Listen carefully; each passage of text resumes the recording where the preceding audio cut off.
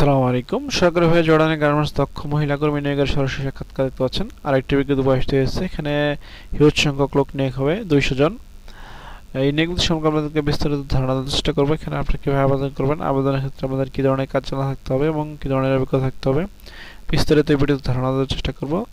তো মূল ভিডিও শুরু আগে ছোট্ট একটি রিকোয়েস্ট, আপনি যদি আমাদের ইউটিউব চ্যানেলে প্রথম হয়ে থাকেন অবশ্যই আমাদের ইউটিউব চ্যানেলে সাবস্ক্রাইব করে আমাদের সাথে থাকবেন এবং ফেসবুক পেজ থেকে থাকলে অবশ্যই ফেসবুক পেজটি ফলো দিয়ে আমাদের সাথে থাকবেন।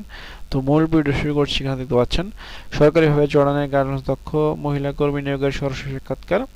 বৈশিষ্ট্যের মাধ্যমে জর্ডানের এইচআই টেক্সটাইল এলএলসির অধীনে নিম্নবর্তী পদে দক্ষ মহিলা কর্মী নিয়োগ। নিয়োগ বিজ্ঞপ্তির বয়স হচ্ছে 11/3/2024 এবং এখানে যে পদে লোক নিয়োগ হয়ে দেখতে পাচ্ছেন সুইং মেশিন মহিলা অপারেটর। 200 জন লোক নিয়োগ হবে এবং এখানে সকল আবেদন পেয়ে যাবেন 125 জেডি এবং এই লিঙ্ক দিতে পাচ্ছেন। এই লিঙ্কের মাধ্যমে কিন্তু এখানে আপনাদেরকে আবেদন করতে হবে।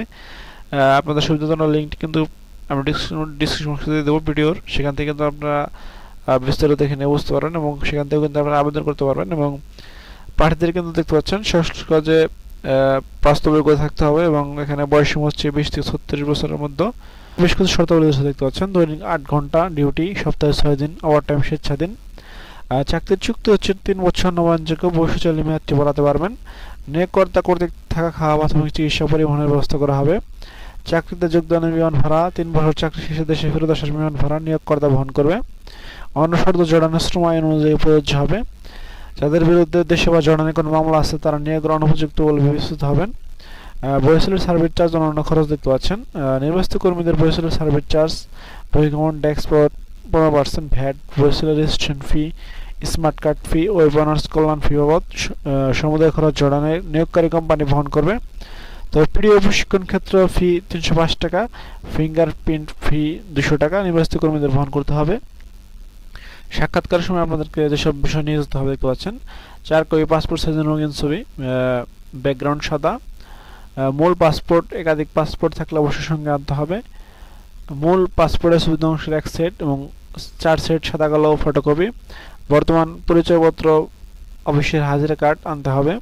শিক্ষাগত যোগ্যতা সনদ, ভোটার আইডি কার্ডের কপি সহ উল্লিখিত কাগজপত্র সাথে নিয়ে আগ্রহী প্রার্থীদের আগামী 15/3/2024 তারিখ রোজ শুক্রবার সকাল 8টায় সাক্ষাৎকার ও টেস্ট প্রদানের জন্য দেখতে পাচ্ছেন শেখ ফজলুন্নেসা মহিলা কারি প্রশিক্ষণ কেন্দ্র, দারুসসালাম রোড, মিরপুর, ঢাকা উপস্থিত থাকার জন্য বিশেষ অনুরোধ করা হলো। এবং এই সংক্রান্ত যে তথ্য দেখতে পাচ্ছেন তাদের দুটি টেলিফোন নাম্বার দেওয়া আছে। এই টেলিফোন নাম্বারের মাধ্যমে কিন্তু আপনারা যোগাযোগ করতে পারেন।